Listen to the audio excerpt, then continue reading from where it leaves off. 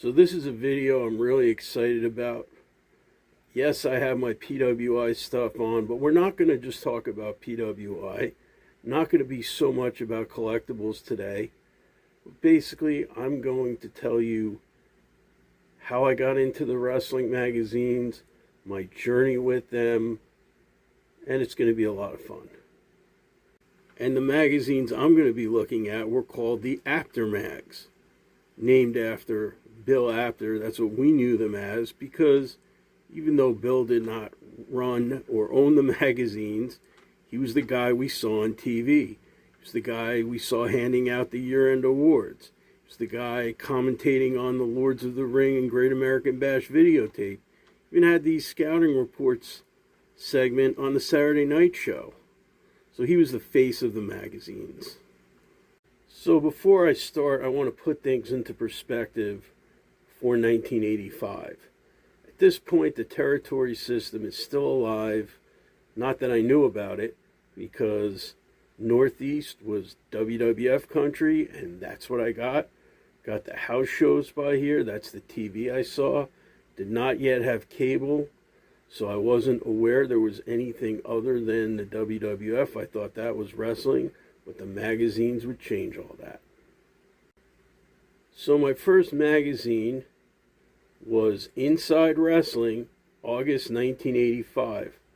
I still remember getting this. My dad took me to a candy store called Steve's Sweet Shop. And if you're of a certain age, you know what I'm talking about. If you don't know what I'm talking about, a candy store, as its name implied, had candy. Maybe a classic arcade game in the back. Or the main event for us kids, comic books and magazines. So right away, I get this magazine, and yes, Hulk Hogan's on the cover, so no surprise there. But otherwise, my mind is blown. Because obviously, like every promotion, especially with just having WrestleMania, WWE was hyped up way before Tony Schiavone would always say this was the greatest night in the history of our sport on Nitro. Everything in the WWF was just hype central, greatest thing. So to see WrestleMania, why it succeeded, why it failed, what? Someone's talking bad. But then you've got all this other stuff. Gary Hart talking about, if Chris Adams wins the NWA title, I'll quit wrestling. What's the NWA? Who's Gary Hart? Who's Chris Adams? And who's this baby doll that says, I live to please Tully Blanchard?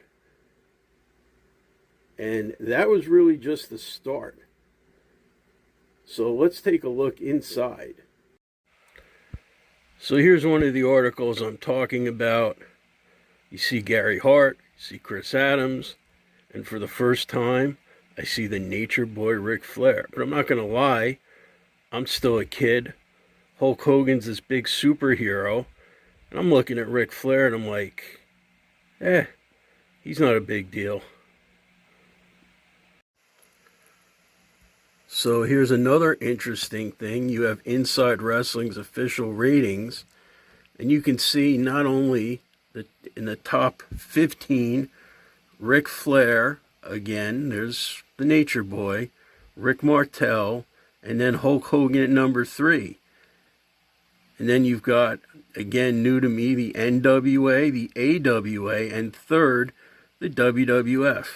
Now, in reality, pulling back the curtain, I found out years later, WWF was not on good terms with the magazines at this time, hence the lower ranking for their wrestlers.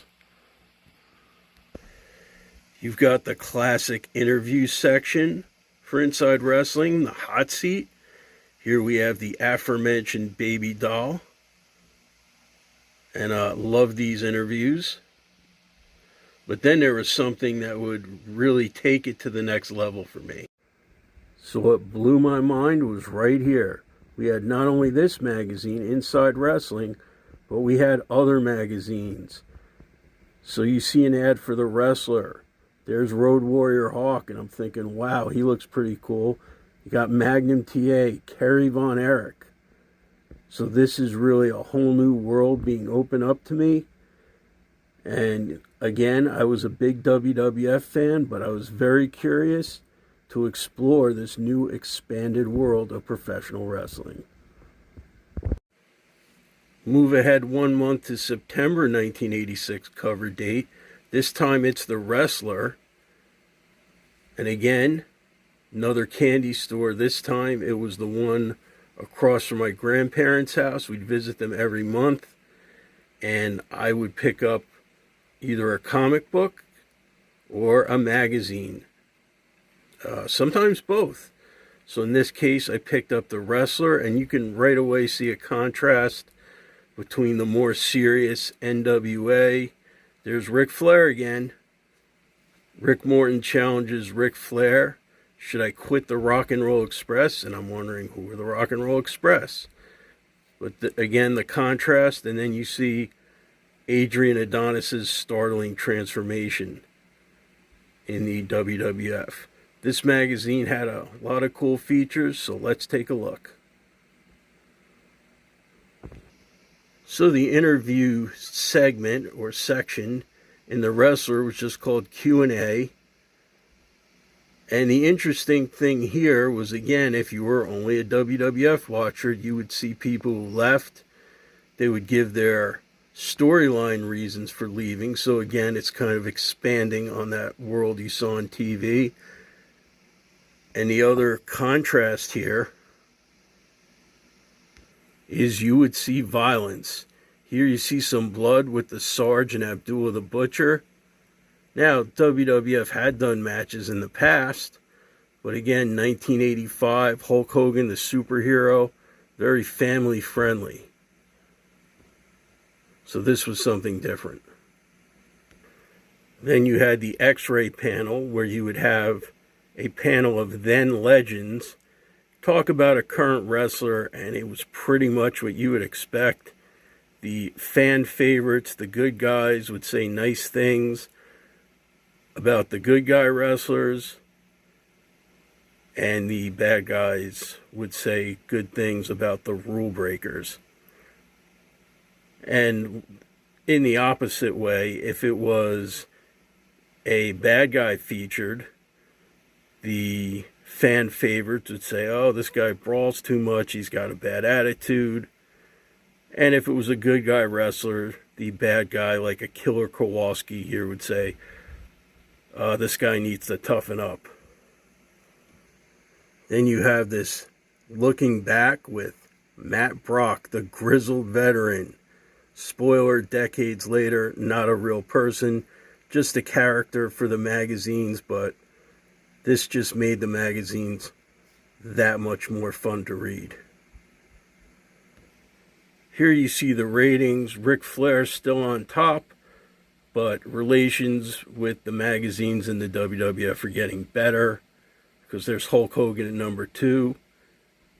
And even after a few months of reading these magazines, I was still learning things. So not only now do you have the NWA, the AWA, the WWF, you have the World Championship area, which was part of the NWA and basically the precursor to WCW, World Class, UWF, Florida, Mid-Southern, Continental, Northwest, and your most popular and most hated. But you can see lots of territories here. And here you see The Wrestler also had thumbs up, thumbs down. A note about that, I think The Wrestler had the best columns and features, even though Inside Wrestling was my favorite. And in most cases, it's what you'd expect. They would praise the fan favorites and thumbs down to the rule breakers. But again, sometimes you could see they gave a thumbs up to Rick Rude and a thumbs down to Dusty Rhodes. So it wasn't like TV where things were universally one way. And they also had introducing, in this case it's Tom McGee, whose biggest claim to fame ended up being a match with Bret Hart that was basically a video grail for years. WWE released it, I believe, within the last year, but you would see a lot of people who become big stars in the future. Scott Hall, the Blade Runners, who in the magazine were Rock and Flash when they were introduced, and they became Sting and the Ultimate Warrior. So let's go on to what I call the Big Daddy PWI. So here's the April 1986 issue of PWI. Obviously, Wendy Richter's a big deal at this time. This looks like another original, by the way, so it's got some staining, but in a better shape than some of my other ones. Is Wendy Richter more popular than Hulk Hogan? Well, not really, but she was extremely popular. Kind of sad what happened there.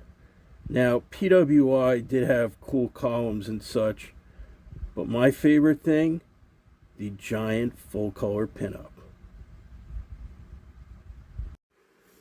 So as you can see, who's the pinup in this issue? It's Ric Flair.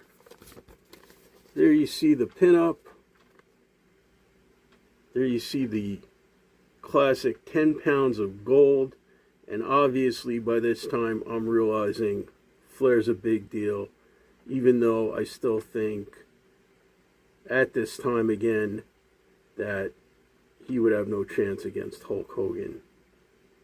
And plus, I'd always see him on TV basically making his opponents look good, so in the eyes of a young teenager, that just made him look like he was easy to beat up. What did I know? Oh wait, there's another monthly. What I almost consider to be the redheaded stepchild of the magazines, because it doesn't get mentioned enough. Sports Review Wrestling. This one also has an August 1985 cover date, another original. Still intact, even if it looks like it's falling apart. Let's take a look inside this one.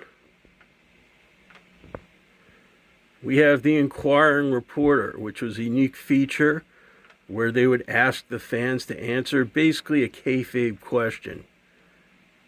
Now, I'm not sure if they just sent this to subscribers or where they got the feedback, but it was interesting to read anyway.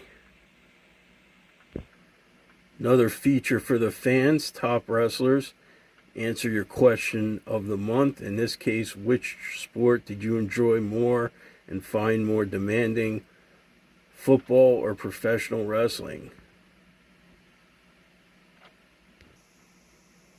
And it's also here where I learn about yet more magazines. These are actually quarterlies where there's 4 issues per year. Wrestling 85 and Wrestling Superstars. So Wrestling 85 I'm into right away. Why?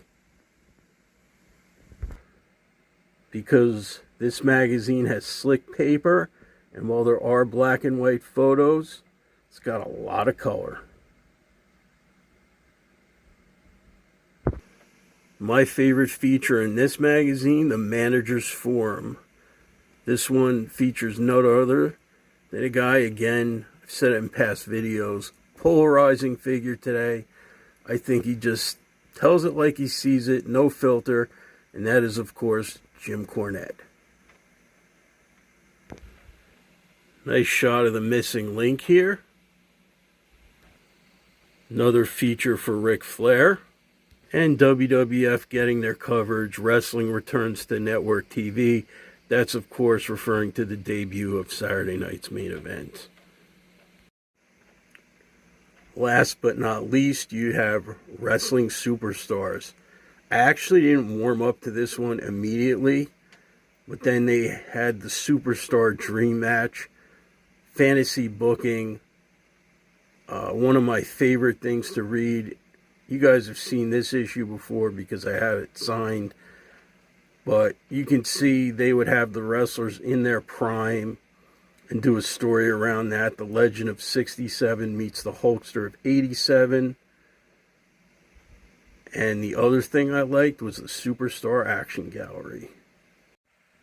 And who's in this action gallery? Ooh, yeah! None other than the Macho Man Randy Savage. Now, just some end notes here. Sports Review Wrestling, which I mentioned earlier, was replaced by Wrestle America in 1992. I'll be honest, I like Sports Review better. I thought it was grittier, but hey, I was a huge wrestling fan, and I bought this too. There was also a quarterly called Wrestling USA. Now, I flipped through these, and I didn't buy them because I realized that these were all reprints of stories from the other magazines. And since I bought them all, I really didn't need this. However, as a collector, because of these different stories and different personalities, as you can see, they are fantastic to get signed. So if you enjoyed that, smash that like button. Let me know your favorite memories of the magazines, and I'll see you next time.